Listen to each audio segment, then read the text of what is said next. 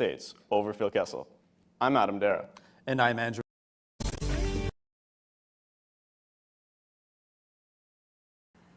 It's Thursday, November 10th, and this is Observer TV News. I'm Jacqueline Thetsombandith. Here are our top stories for today. President-elect Donald Trump meets with President Obama today. The Amber Alert for a Saskatchewan girl has been canceled after she and her father were found dead. And 2 murder charges are laid against the Toronto men who beat a Baltimore man to death. Now to our first story. President-elect Donald Trump arrives at the White House today. U.S. President-elect Donald Trump is greeted by President Barack Obama to commence the transition of power to the nation's 45th president. He'll be fully transitioned by January 20th, 2017. First Lady Michelle Obama will meet privately in the White House residence with Trump's wife, Melania, while Vice President Joe Biden prepared to see Vice President-elect Mike Pence. Also on Trump's schedule were meetings with House Speaker Paul Ryan of Wisconsin and Senate Majority Leader Mitch McConnell of Kentucky to discuss the GOP legislative agenda. If Trump makes good on his campaign promises, the nation stands on the brink of sweeping change in domestic and foreign policy. It's unclear whether Trump will embrace many of the traditions of the presidency. Toronto Observer reporters were at the viewing party at the U.S. consulate on election night. Here are some reactions from that night. Boards of presidential candidates Hillary Clinton and Donald Trump joined the festivities at the U.S. General Consulate in Toronto's American Election Party. The crowd consisted mainly of Canadian Hillary supporters and American Democrats. Toronto Observer TV's Evangelos Sipsis asked attendants their thoughts on the American election from across the border. The close ties between the United States and Canada demonstrate our shared values and our shared commitment to a vision of the world that holds freedom and justice for all. We want to believe that we share a value system with the United States, that people all need to work together, and that the point of government is to make people's lives better and create the conditions that people will be able to succeed. And I think that has not been the tone from the Trump campaign, and that's very worrisome. How important are these elections for you personally? I'm hopeful and cautiously optimistic that Hillary Clinton will gain the presidency of the United States of America. I think she has a vision of leadership, a vision of unity, and a vision of where we need to improve our global standing in the world in a way that the other candidate has not presented to the American people. Because the United States is such an important trading partner, because we have worked together for decades as strong partners, and so we need a president who understands that relationship is critical to the North American economy. And I think it's about time that the Americans elect a female and see what changes in policy and protocol that will bring about. Kaitlyn Smith is here in studio with us today.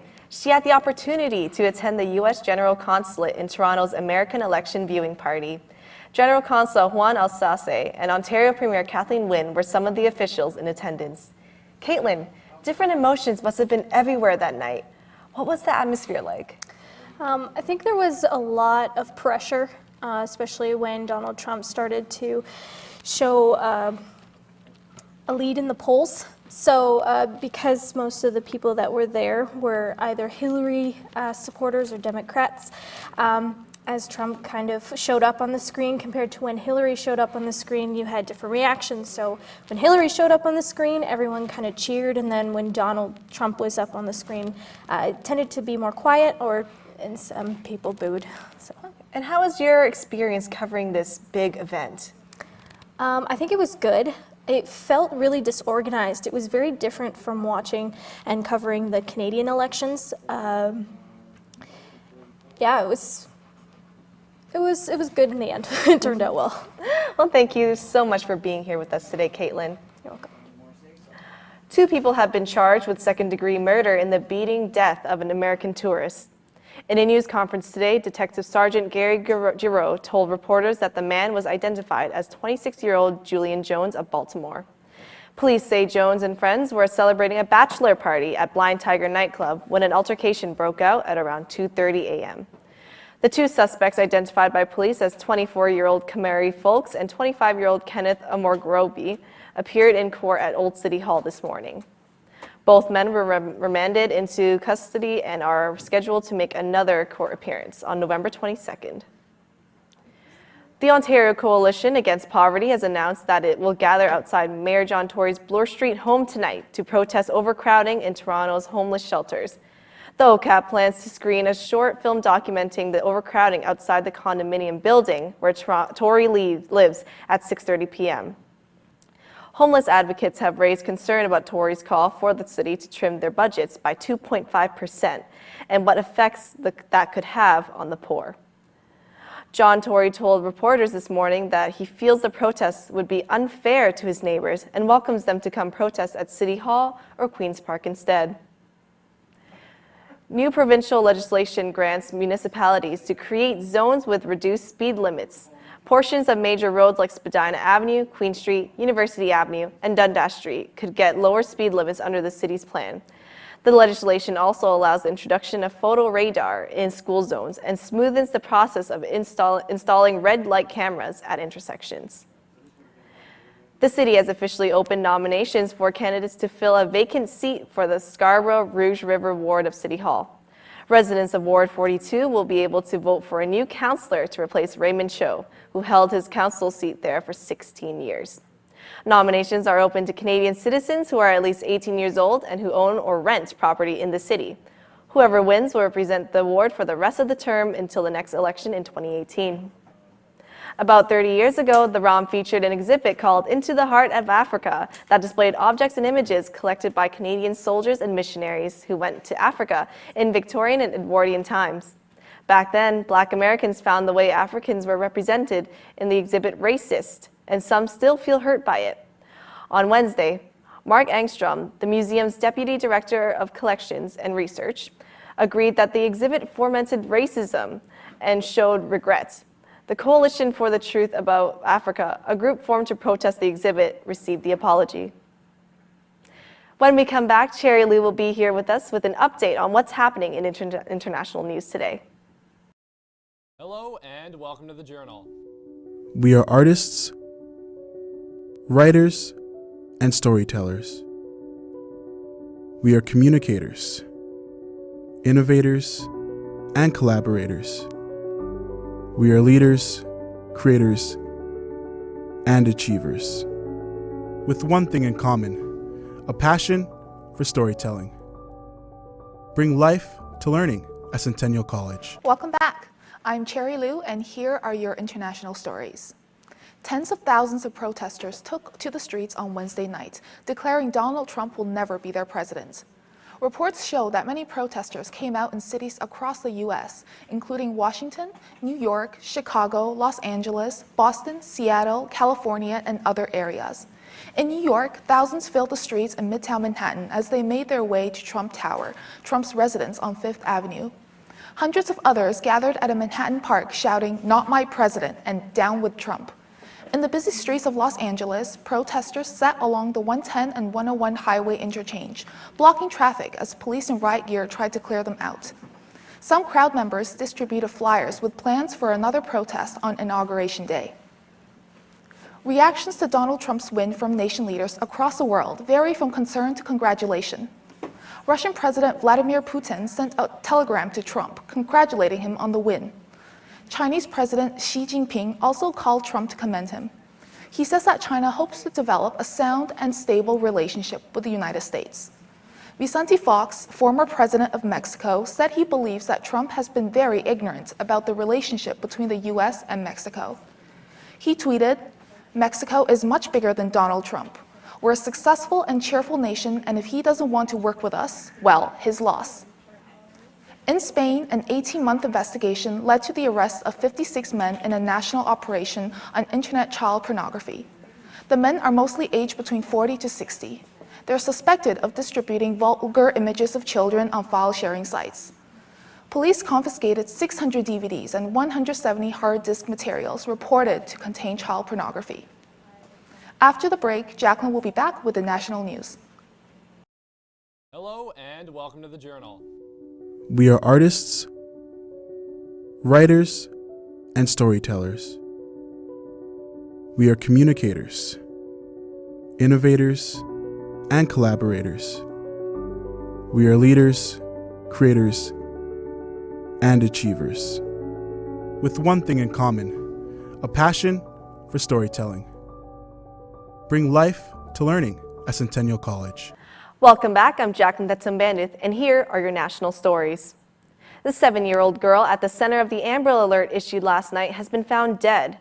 Nia Eastman from Nipawin, Saskatchewan, was taken by her father, Adam J. Eastman, who was supposed to return the girl home to her mother by 7 p.m. on November 9th. Her father was found dead on a rural property in northeastern Saskatchewan near Smeaton with self-inflicted injuries. Shortly after, the RCMP announced that the young girl was found dead in a home in Choiseland, Saskatchewan around 1:45 p.m. today. Police are still looking for information related to her death. On Wednesday night, Prime Minister Justin Trudeau congratulated U.S. President-elect Donald Trump and invited him to visit Canada. Traditionally, U.S. presidents make their first foreign visit to Canada. As Canada's strongest ally, Trudeau says that he looks forward to a constructive relationship with the new U.S. administration. On working with the polarizing figure, Trudeau says that he will continue to stand up for Canadian rights and beliefs. The first Conservative Party leadership debate took place in Saskatoon on Wednesday night. A dozen candidates took the stage in only solely English language debate of the contest. Immigration strategy, carbon taxes, and solutions to strengthen the agriculture section emerged as hot topics of the 2-hour-long debate. Donald Trump's win also made it into this discussion. The candidates expressed that the Trans-Pacific Partnership will likely fall apart due to Trump's aversion to foreign trade. A new Conservative Party will be elected by party members on May 27, 2017. Kaitlyn Smith is here to report on Ottawa's reaction about the election of Donald Trump. Thanks, Jacqueline. Donald Trump's campaign promises could mean a lot of changes for Canadians. Trump promised to alter NAFTA and force Canada and Mexico to comply. Now, if the countries refuse, Trump says he'll pull America out altogether. About $51 million cross the Canadian-U.S. border every month, according to TD Economics. Tearing up NAFTA could damage the flow of goods, people, and immigrants, straining more than just economic relationships. Canada has exceeded its goal of accepting and settling 25,000 Syrian refugees. Trump has long been opposed to accepting refugees and immigrants. Canada has lost a financial and supportive ally in America for this fight. Trump's policies on climate change don't look promising either. He plans to pull out of the historic 2015 Paris Treaty. In its stead, we'll see an increase of funding for coal-fueled industries and backing for exploring and drilling fossil fuels. What was the reaction of the markets before and after the election? Markets looked pretty grim. Yes, they did. So Business Insider saw U.S. and European stock futures and benchmarks in Asia slide the day before the election. And Mexico's peso plunged 12.9% from 1.3% against the U.S. dollar. However, post-Trump's election, there's been a market rally, a phenomenon that hasn't happened post-election since 2004. But how long can the rally continue? Investors are enthusiastic, especially since Trump's acceptance speech. But that enthusiasm can go only so far. Trump's tough approach to trade with China and Mexico and his willingness to tighten ties with Russia might cut their enthusiasm short. Hello and welcome to the Journal. We are artists, writers, and storytellers. We are communicators, innovators, and collaborators. We are leaders, creators, and achievers. With one thing in common, a passion for storytelling. Bring life to learning at Centennial College. Doctor Strange is getting a refreshing dose of diversity with a new Asian superhero. Actor Benedict Wong will play Wong, one of Stephen Strange's allies. The actor is known for playing Mongol leader Kublai Khan on the Netflix original show Marco Polo. He looks forward to revamping the character into one that moves away from dated stereotypes. We go now to an exhibition where artists with disabilities prove that art knows no boundaries. On November 3rd, Spinal Cord Injury Ontario held their first ever Shades of Ability art exhibit.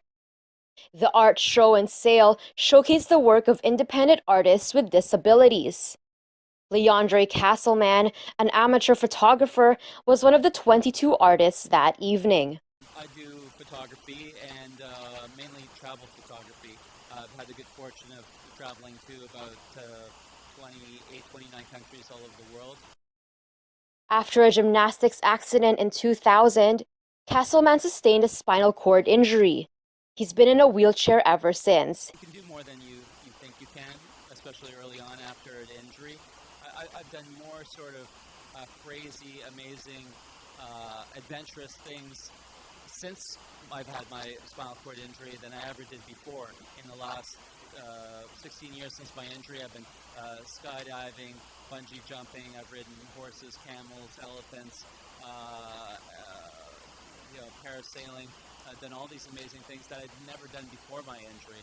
Spinal Cord Injury Ontario is a non-profit organization providing various services for people with spinal cord injuries across the province. They also help those with other disabilities. We're both from March of Dimes, Canada, and we're here helping represent Jessica Weber, and this is her artwork behind us. Can't believe how many talented people are here tonight, and yeah, it's just awesome to see the big mix of artwork. Around 33,000 people with spinal cord injuries live in our province. Every day, at least one person in Ontario sustains a new spinal cord injury. To find out more about Spinal Cord Injury Ontario, visit sciontario.org. I'm Bianca Quijano, Toronto Observer. And now we are here with Bianca Quijano to tell us a bit more about her story. Hi, Bianca. So can you talk about the service offered by Spinal Cord Injury Ontario? Yes, so it's a community service organization, and they help people who have suffered from spinal cord injuries transition back into their communities. And they also not only help those people, but they also help their friends, family, and their service providers. And they have a number of different services that they offer. They do peer mentoring. They represent people with disabilities in public policy discussions. And they even have an employment center where they help connect people who have suffered from these injuries with potential employers. And so it's really about connecting communities. I understand that this organization has been around for a long time. Can you tell us a bit more about its histories? Yes, so up until 2012, it was called the Canadian Paraplegic Association. It was founded in 1945 by World War II war veterans who have suffered from spinal cord injuries. Back then, there was not a lot of services for people who suffer from these injuries, and there was a lot of stigma that comes with it. And so since then, they've really grown, and they've really built up the support that we can offer for people with injuries, and they've connected with a lot of different organizations to do so, as you have seen in the video with organizations like March of Dimes. Thank you for sharing with us. Here's a recap of our top stories today. President Obama met with Donald Trump at the White House today. Nia Eastman, the 7-year-old girl at the center of Amber Alert last night, has been found dead, and 2 men have been charged with second-degree murder of an American tourist. That's our broadcast for today. This is Observer TV News. Thanks for joining us.